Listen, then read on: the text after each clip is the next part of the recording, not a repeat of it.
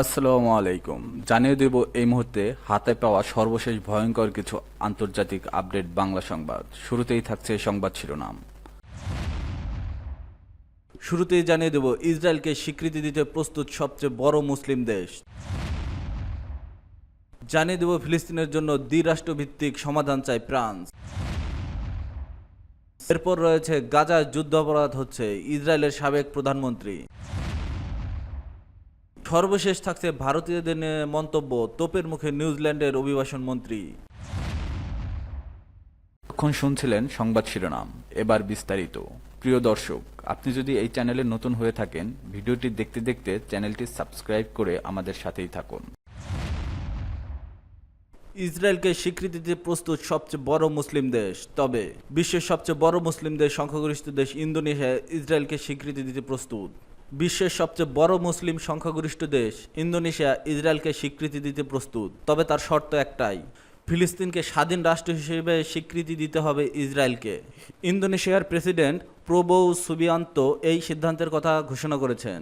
বুধবার ইসরায়েলি সংবাদ মাধ্যম টাইমস অফ ইসরায়েল তাদের প্রকাশিত এক প্রতিবেদন থেকে তথ্য জানা যায়। প্রবোও সুবিয়ান্তো সংবাদ মাধ্যমের সঙ্গে কথা বলার সময় তিনি বলেন, দ্বিরাষ্ট্রীয় সমাধান এবং ফিলিস্তিনের স্বাধীনতাই একমাত্র পথ। এটি সত্যিকারের শান্তি প্রতিষ্ঠার উপায়। আমাদের ইসরায়েলের অধিকারকে স্বীকার করতে হবে।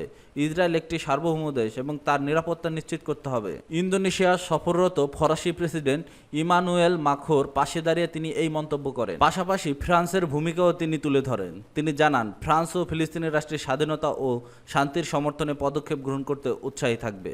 বর্তমানে ইন্দোনেশিয়ার ইসরায়েলের সঙ্গে কোনো কূটনৈতিক সম্পর্ক নেই এবং দেশটি ইসরায়েলকে স্বীকৃতি দেয়নি। তবে প্রেসিডেন্ট প্রাবোও সুবিয়ান্তোর এই অবস্থান ইন্দোনেশিয়ার আন্তর্জাতিক কূটনীতির জন্য একটি গুরুত্বপূর্ণ মোড় হতে পারে।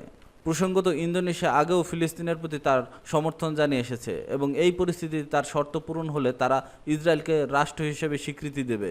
ইন্দোনেশিয়ায় ঘোষণার সঙ্গে সঙ্গে ফিলিস্তিনের স্বাধীনতা স্বীকৃতির পাশাপাশি বিশ্বব্যাপী সমর্থন বাড়ছে। গত কয়েক বছর ধরে বেশ কয়েকটি দেশ ফিলিস্তিনকে স্বীকৃতি দেওয়ার পদক্ষেপ গ্রহণ করেছে। এর মধ্যে উল্লেখযোগ্য দেশগুলোর মধ্যে France, Spain, Ireland, Norway, Sweden এবং আরও কিছু ইউরোপীয় দেশ। এছাড়া মাল্টা সম্প্রতি ফিলিস্তিন রাষ্ট্রকে স্বীকৃতি দেওয়ার ঘোষণা দেয়। দেশটির প্রধানমন্ত্রী রবার্ট আবেলার মতে গাজায় চলমান মানবিক ট্র্যাজেডির জন্য এই পদক্ষেপটি নৈতিক বাধ্যবাধকতা ছিল।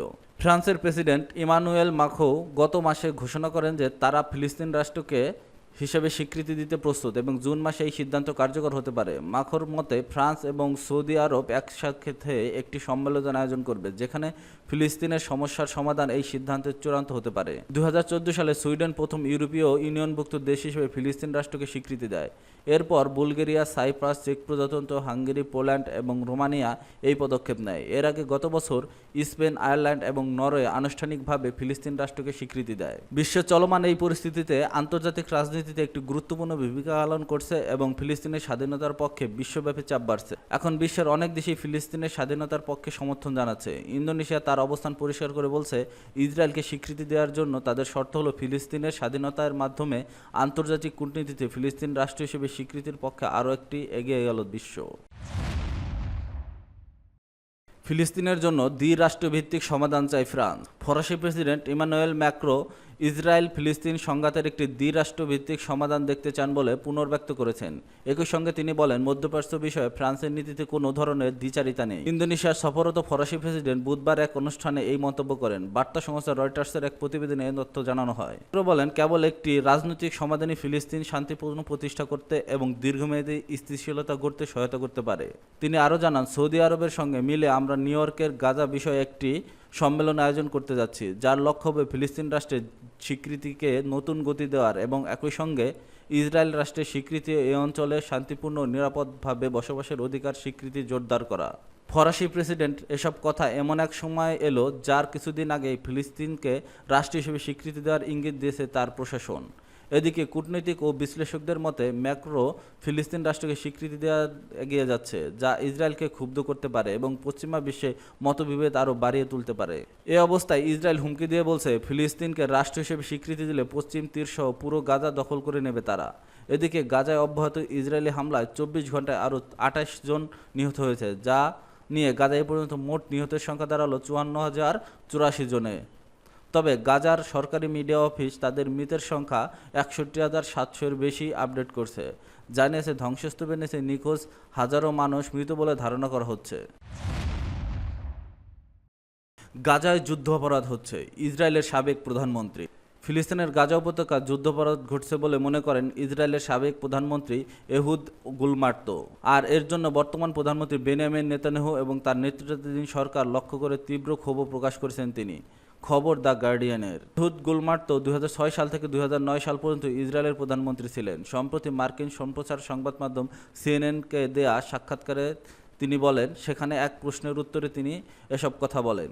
গাজায় গত 11 সপ্তাহ ধরে খাদ্য বা ত্রাণ সামগ্রী প্রবেশ করতে দেওয়া হচ্ছে না। এটা যদি যুদ্ধাপরাধ না হয় তাহলে যুদ্ধাপরাধ কী? আপনি একে যুদ্ধাপরাধ ব্যতীত অন্য কোনো শব্দ দিয়ে কোনোভাবে ব্যাখ্যা দিতে পারবেন না। প্রসঙ্গত, গাজা উপত্যকার নিয়ন্ত্রণকারী গোষ্ঠী হামাসের অতর্কিত হামলার জবাবে 2023 সালের অক্টোবর থেকে যখন গাজায় অভিযান শুরু হয় ইসরায়েলের প্রতিরক্ষা বাহিনী, সে সময় ইসরায়েলের বাইরে এই অভিযানের পক্ষে জনমত গঠনে ভূমিকা রেখেছিল গুলমার্ত। এমনকি হামাস নিধনে নামে ইসরায়েলি বাহিনী যখন নির্বিচারে গাজায় নারী, শিশু ও বেসামরিকদের হত্যা করছিল, তখন একাধিকবার গুলমার্ত বলেছেন যে এসব হত্যাকাণ্ড ইসরায়েলি বাহিনীর ইচ্ছাকৃত নয়। তবে 19 মাস ধরে যুদ্ধ চলার পর এখন ইসরায়েলের সাবেক এই প্রধানমন্ত্রী মনে করেন যে গাজার আইডিএফের সামরিক অভিযানের মেয়াদ হওয়া উচিত ছিল সর্বোচ্চ 1 বছর। আরও মনে করেন গাজায় অভিযানের পক্ষে তার কোনো কথা বলা উচিত নয়।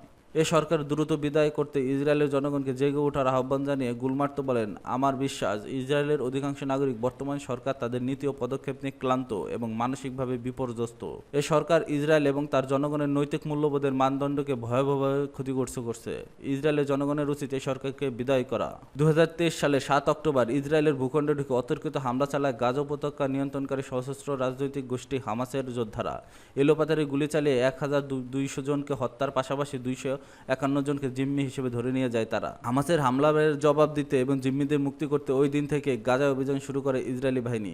19 মাসের বেশি সময় ধরে চলমান ইসরায়েলি বাহিনীর অভিযান এ পর্যন্ত গাজায় নিহত ও আহত হয়েছে আর যথাক্রমে 53,977 জন ও 1,22,966 জন। তো আহতদের 56% নিরপরাধ নারী ও শিশু। 251 জন জিম্মিকে হামাসের যোদ্ধারা ধরে নিয়ে গেছিল, তাদের মধ্যে এখনও অন্তত 35 জন জীবিত রয়েছে বলে ধারণা করা হচ্ছে।